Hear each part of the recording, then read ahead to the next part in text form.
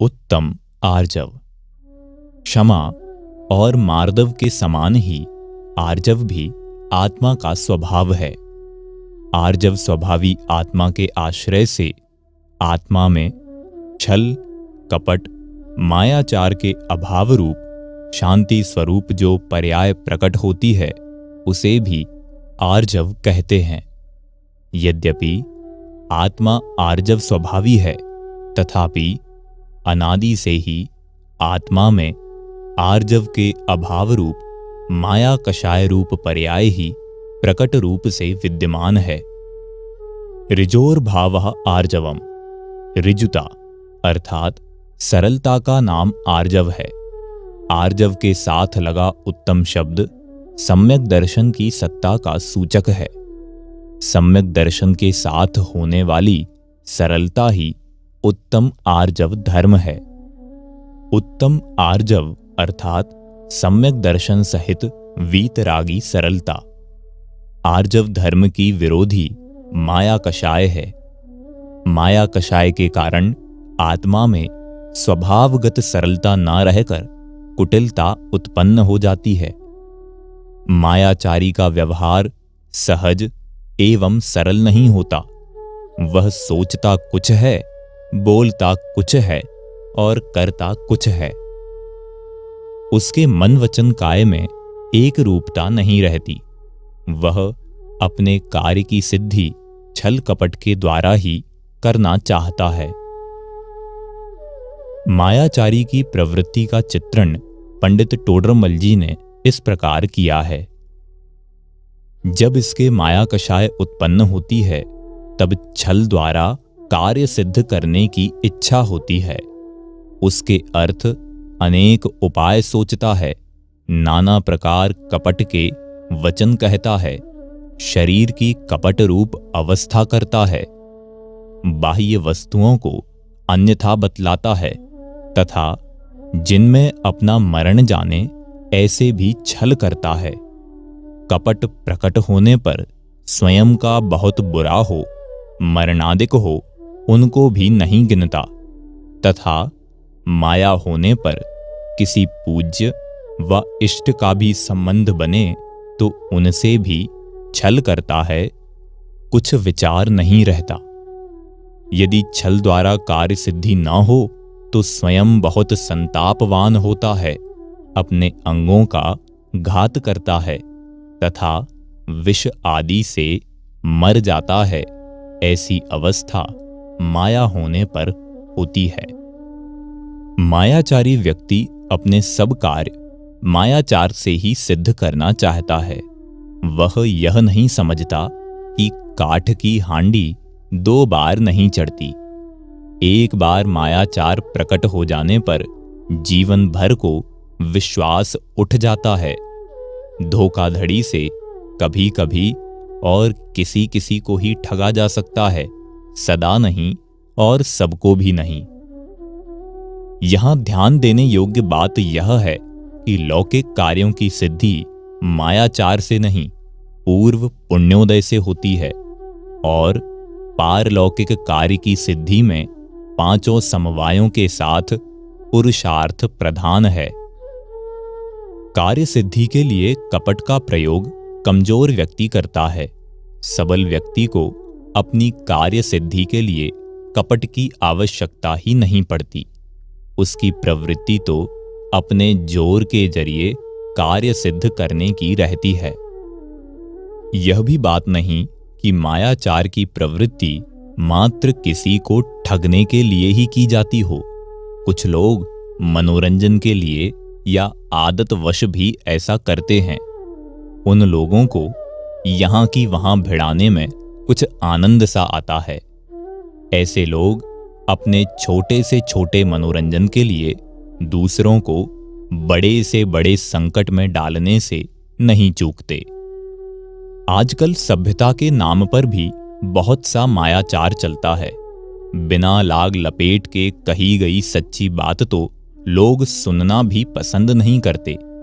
यह भी एक कारण है कि लोग अपने भाव सीधे रूप में प्रकट न कर टेढ़े टेढ़े रूप में व्यक्त करते हैं।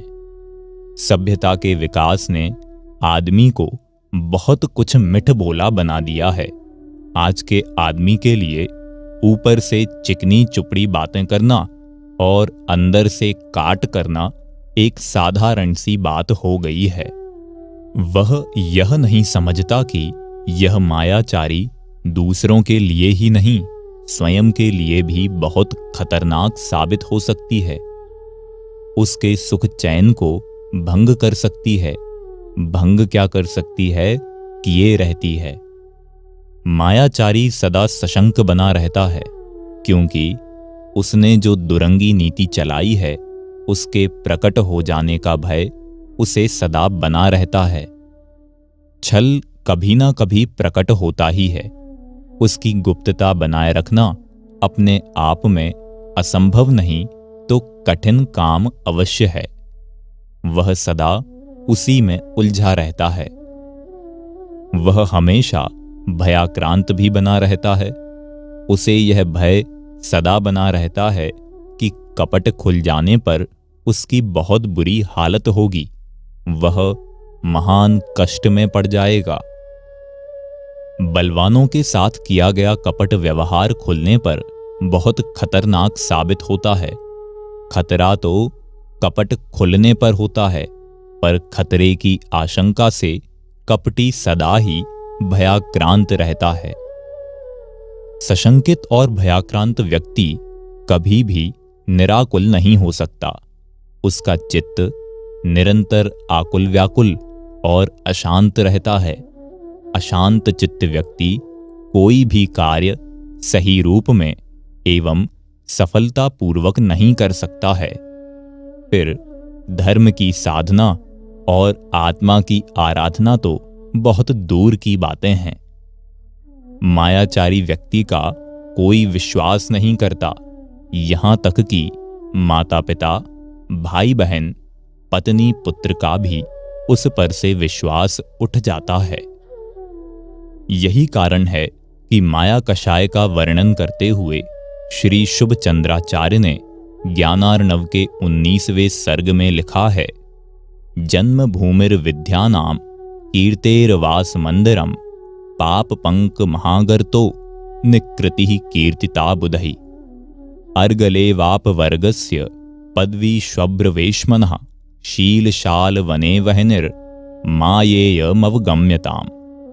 बुद्धिमान लोग कहते हैं कि माया को इस प्रकार जानो कि वह अविद्या की जन्मभूमि, अपयश का घर, पाप रूपी कीचड़ का बड़ा भारी गड्ढा, मुक्ति द्वार की अर्गला, नरक रूपी घर का द्वार और शील रूपी शाल वृक्ष के वन को जलाने के लिए अग्नि है।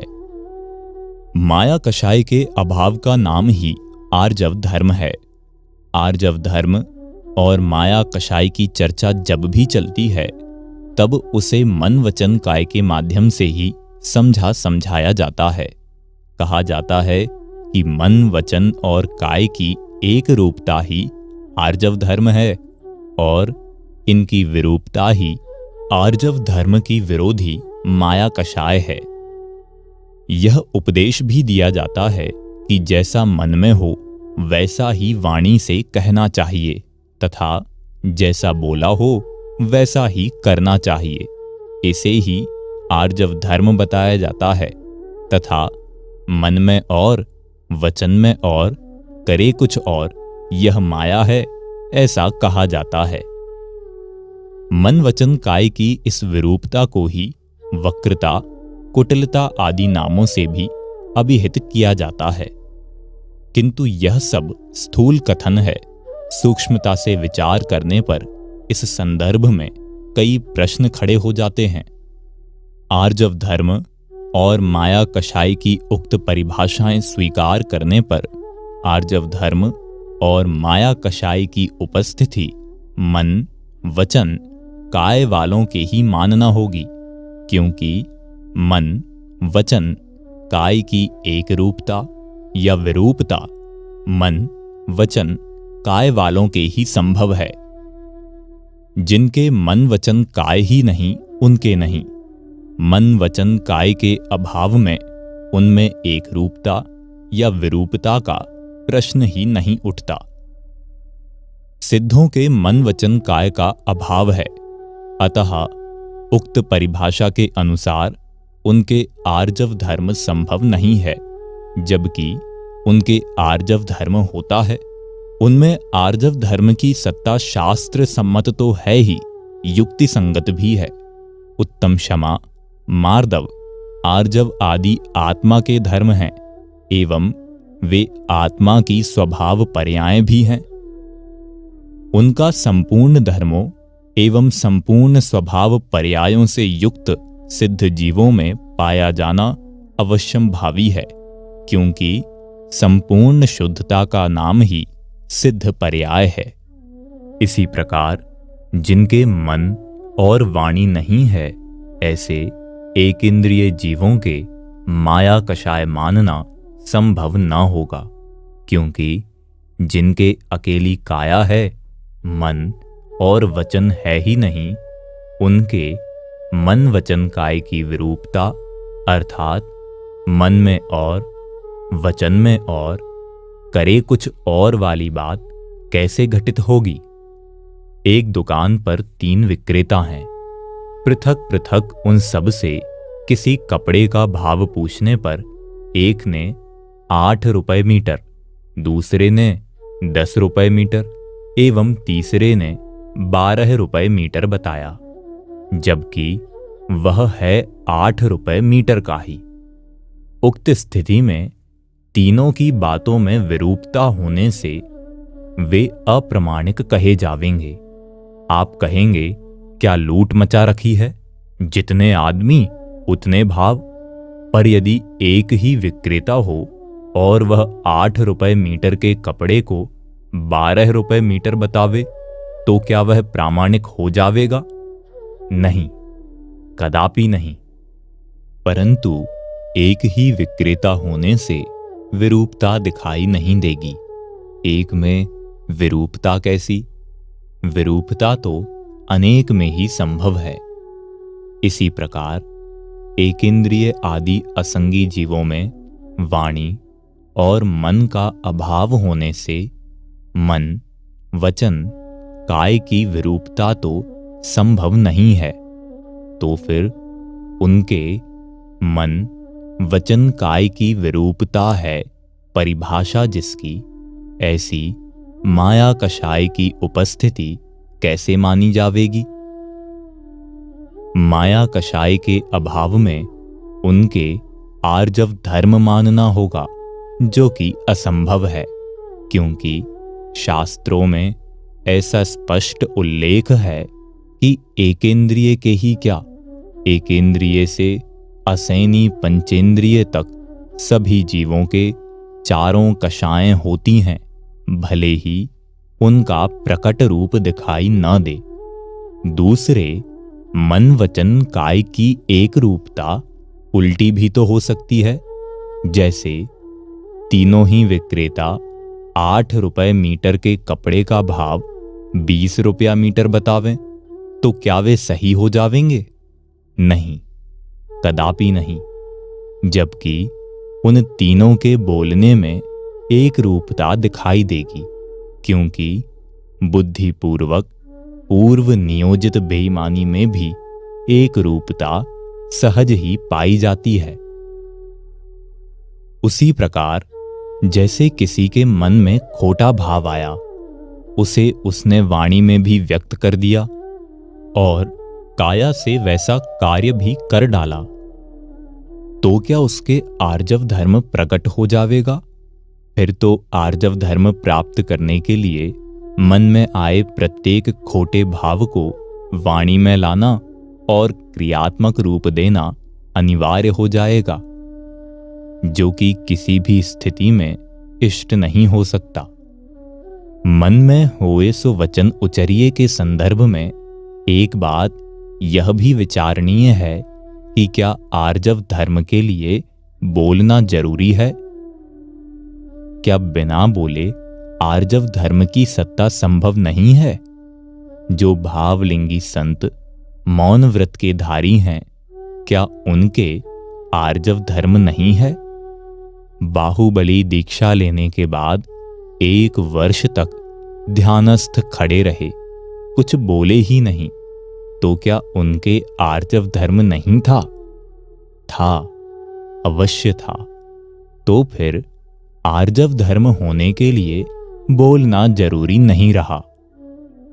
यदि जैसा मन में हो वैसा ही बोल दें तो क्या आर्जव धर्म हो जाएगा? नहीं, क्योंकि इस प्रकार तो फिर विकृत मन और विकृत वाणी वाला अर्धविक्षिप्त व्यक्ति आर्जव धर्म का धनी हो जाएगा, क्योंकि उसके मन में जो आता है वह वही बक देता है। जिस प्रकार बोलने के संबंध में यहां स्पष्ट किया गया है, उसी प्रकार करने के संबंध में भी समझ लेना चाहिए। आर्जव धर्म और माया कषाय ये दोनों ही जीव के भाव हैं एवं मन, वचन, काय, पुद्गल की अवस्थाएं हैं। जीव और पुद्गल दोनों जुदे जुदे द्रव्य हैं और उनकी परिणतियां भी भिन्न भिन्न हैं। आर्जव धर्म आत्मा का स्वभाव एवं स्वभाव भाव है तथा माया कषाय आत्मा का विभाव भाव है। स्वभाव और स्वभाव भाव होने के लिए तो पर की आवश्यकता का प्रश्न ही नहीं उठता। विभाव भाव में भी पर निमित्त मात्र ही होता है। निमित्त भी कर्मोदय तथा अन्य बाह्य पदार्थ होंगे, मन वचन काय नहीं। अतः मन वचन काय से आर्जव धर्म और माया कषाय के उत्पन्न होने का प्रश्न ही नहीं उठता। यद्यपि यह सत्य है कि आर्जव धर्म के होने के लिए मन वचन काय की आवश्यकता नहीं, क्योंकि मन वचन काय रहित सिद्धों के वह विद्यमान है। इसी प्रकार माया कषाय की उपस्थिति के लिए भी तीनों की अनिवार्य उपस्थिति आवश्यक नहीं, क्योंकि एकेंद्रिय के अकेली काया है, फिर भी उसके माया पाई जाती है, जैसा कि पहले सिद्ध किया जा चुका है। तथापि समझने समझाने के लिए इनकी उपयोगिता है, क्योंकि इनके बिना हमारे पास माया कषाय और आर्जव धर्म को समझने समझाने के लिए कोई दूसरा साधन नहीं है। यही कारण है कि इन्हें मन, वचन, काय के माध्यम से समझा समझाया जाता है। दूसरी बात यह भी तो है कि समझने वाले और समझाने वाले दोनों ही मन वचन काय वाले हैं, और समझने समझाने का माध्यम भी मन, वचन, काय है। जिनके इनका अभाव है, ऐसे सिद्ध कभी किसी को समझाते नहीं, एवं जिनके इनमें से एक का भी अभाव है, ऐसे असेनी पंचेंद्रिय तक के संसारी जीव समझते नहीं। विशेषकर मनुष्य जाति में ही इनकी चर्चा चलती है, तथा मनुष्य का मायाचार प्रायः मन, वचन, काय की विरूपता में तथा आर्जव धर्म इनकी एक रूपता में प्रकट होता देखा जाता है। अतः आर्जव धर्म एवं माया कषाय को मन, वचन, काय के माध्यम से समझा समझाया जाता है। मन, वचन, काय के माध्यम से मायाचार एवं आर्जव धर्म होते नहीं, प्रकट होते हैं। समझने समझाने के लिए प्रकट होना अधिक महत्वपूर्ण है, क्योंकि प्रकट वस्तु को समझना समझाना जितना आसान है, उतना अप्रकट को नहीं। एक इंद्रिय के मन और वचन का अभाव होने से उसके माया कषाय अप्रकट रहती है, अतः उसमें माया कषाय की उपस्थिति आगम से ही जानी जाती है। उसे युक्ति से सिद्ध करना संभव नहीं। इसी प्रकार सिद्धों में आर्जव धर्म भी आगम सिद्ध ही है, युक्तियों से सिद्ध करना कठिन है। जो युक्तियां दी जावेंगी अंततः वे सब आगम आश्रित ही होंगी। यद्यपि उक्त कारणों के कारण समझने समझाने में मन, वचन, काय के माध्यम का प्रयोग किया जाता है, तथापि समझने समझाने की इस पद्धति के कारण कोई यदि यही मान ले कि माया कषाय एवं आर्जव धर्म के लिए मन, वचन, काय आवश्यक हैं, तो उसका मानना सही ना होगा। यद्यपि मन, वचन, काय की विरूपता नियम से मायाचारी के ही होगी, तथा जितने अंश में आर्जव धर्म प्रकट होगा उतने अंश में तीनों की एक रूपता भी होगी ही, तथापि माया कषाय और आर्जव धर्म इन तक ही सीमित नहीं, और भी है, यहाँ यही बताना है। निष्कर्ष के रूप में कहा जा सकता है कि मन, वचन, काय के माध्यम से आर्जव धर्म और माया कषाय को समझने समझाने का मूल कारण यह है कि मन, वचन, काय वालों की माया कषाय और आर्जव धर्म प्रायः मन, वचन, काय के माध्यम से ही प्रकट होते हैं। यदि ऐसी बात है फिर तो यह बात ठीक ही है कि मन में होए सो वचन उचरिए, वचन होए सो तन सो करिए।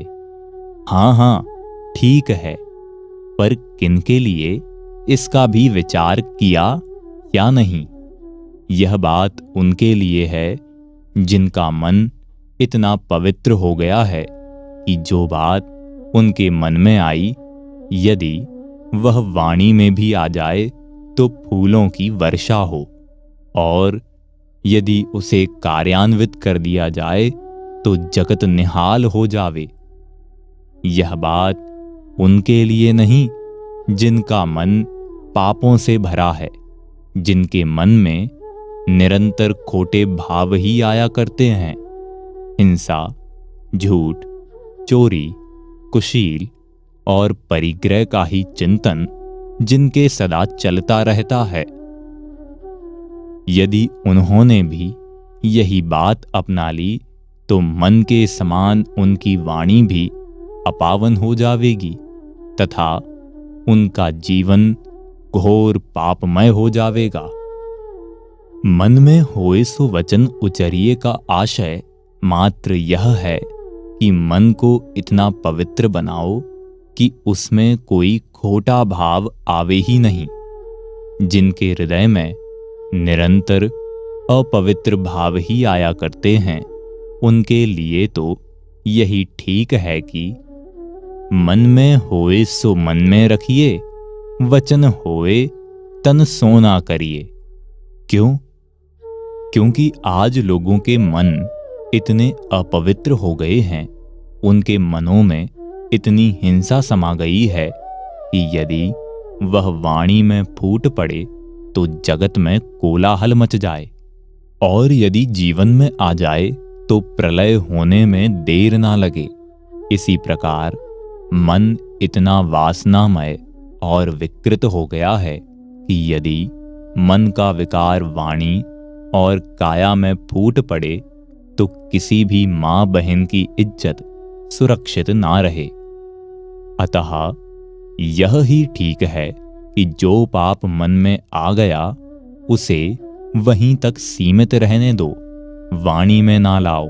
जो वाणी में आ गया उसे क्रियान्वित मत करो।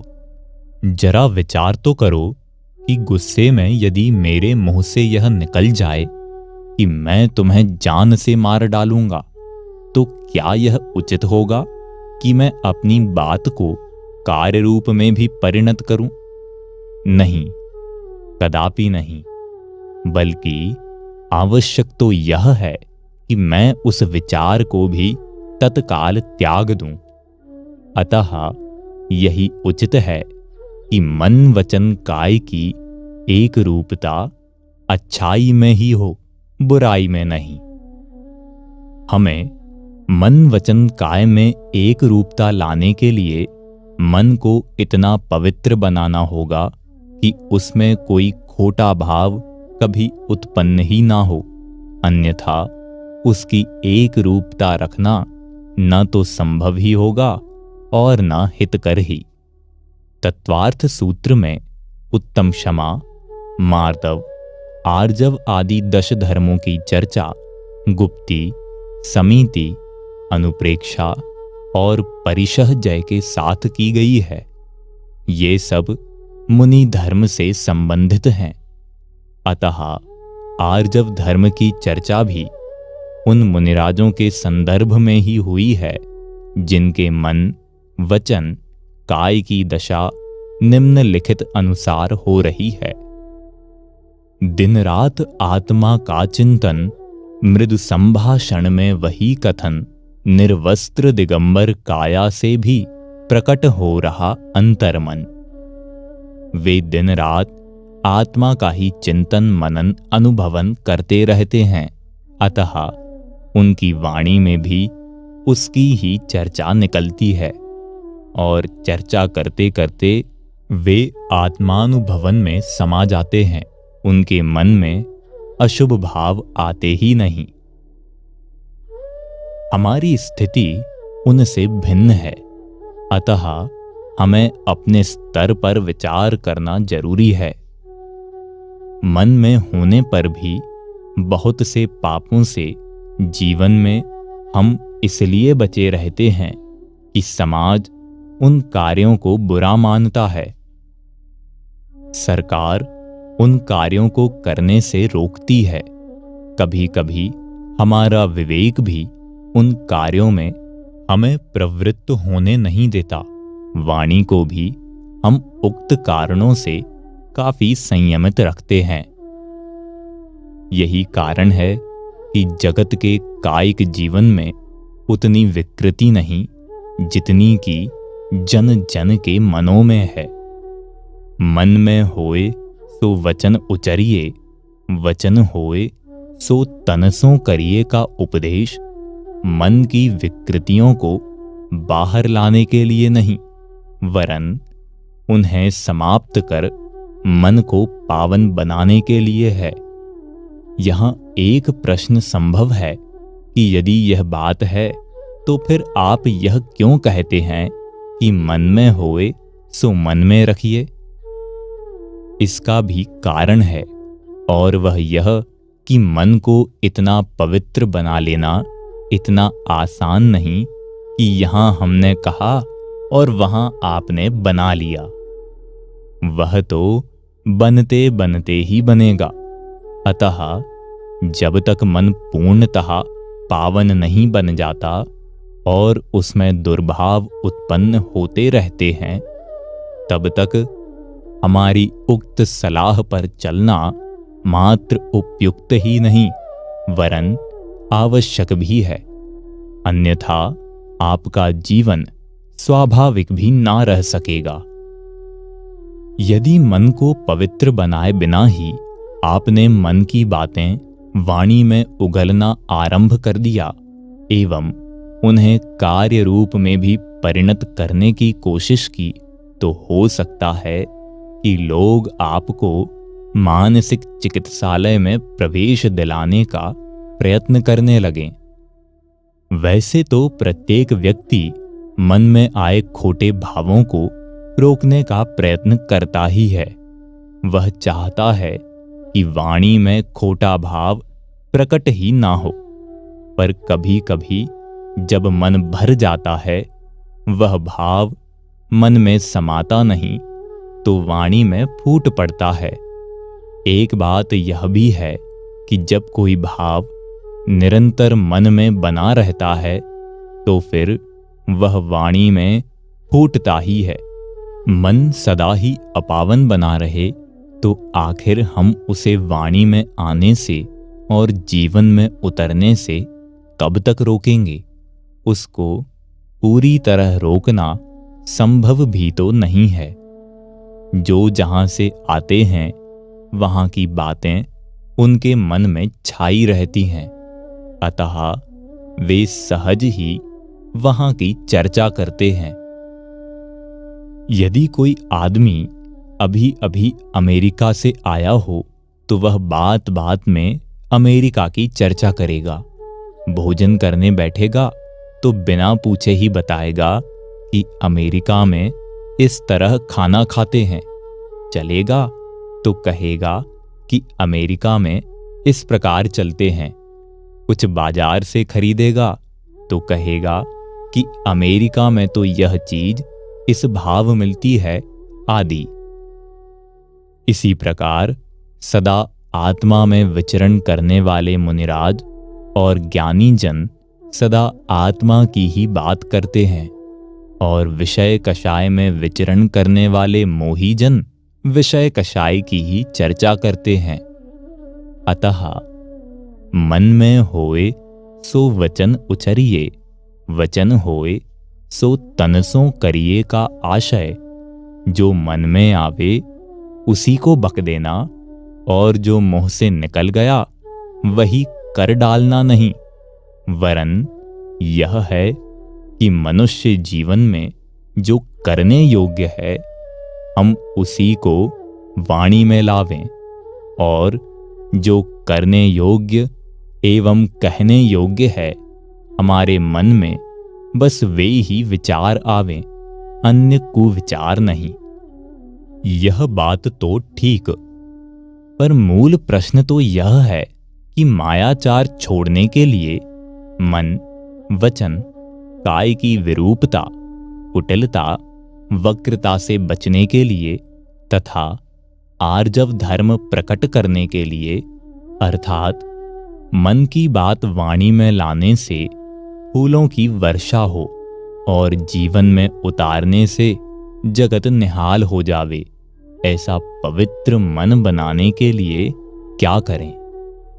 उत्तम आर्जव धर्म प्रकट करने के लिए सर्वप्रथम यह जानना होगा कि वस्तुतः माया कषाय मन, वचन, काय की विरूपता, वक्रता या कुटिलता का नाम नहीं, वरन आत्मा की विरूपता, वक्रता या कुटिलता का नाम है।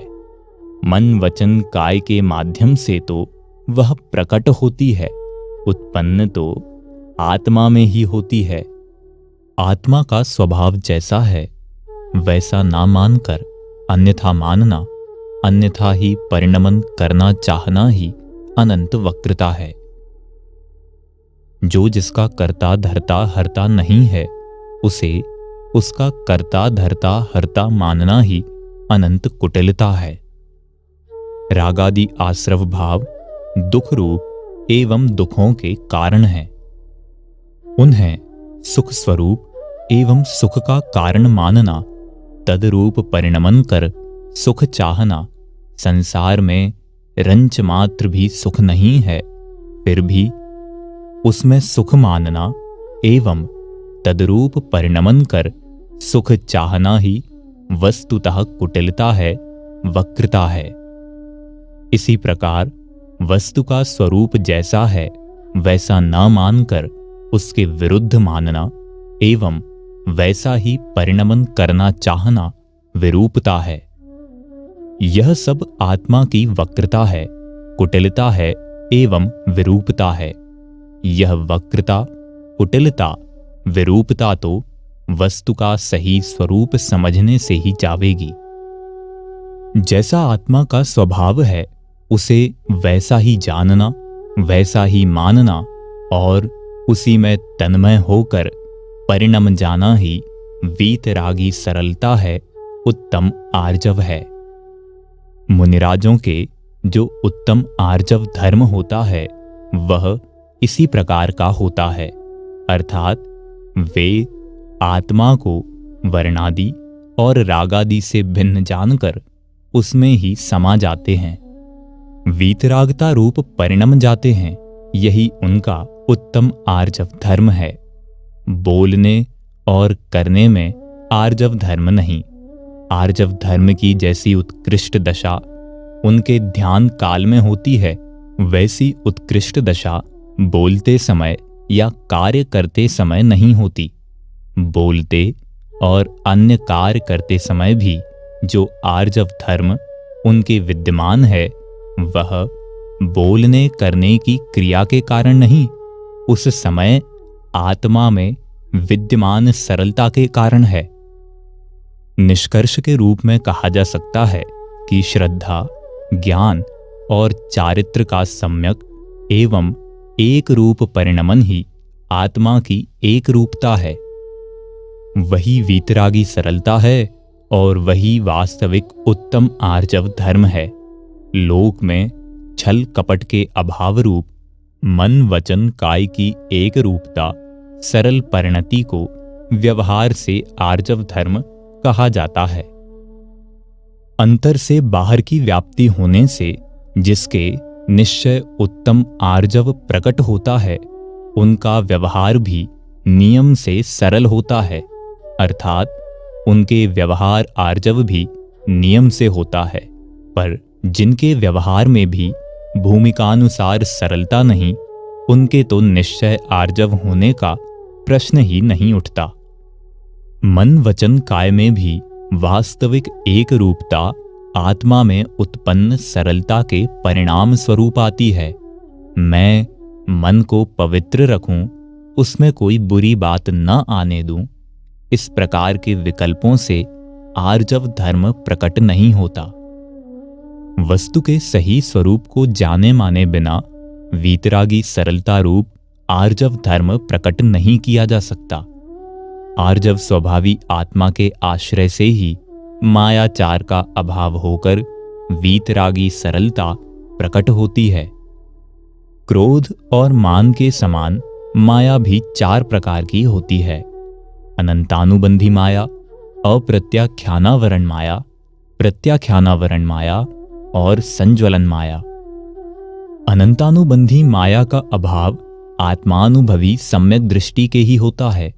सम्यक दर्शन प्राप्त किए बिना अनंत प्रयत्न करने पर भी अनंतानुबंधी माया का अभाव नहीं किया जा सकता, तथा जब तक अनंतानुबंधी माया है तब तक नियम से चारों प्रकार की माया कषाएं विद्यमान हैं, क्योंकि सर्वप्रथम अनंतानुबंधी माया का ही अभाव होता है।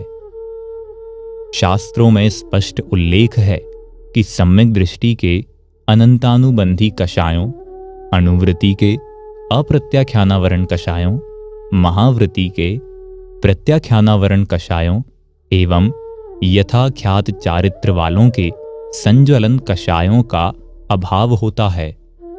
उक्त भूमिकाओं के पूर्व इन कषायों का अभाव संभव नहीं है।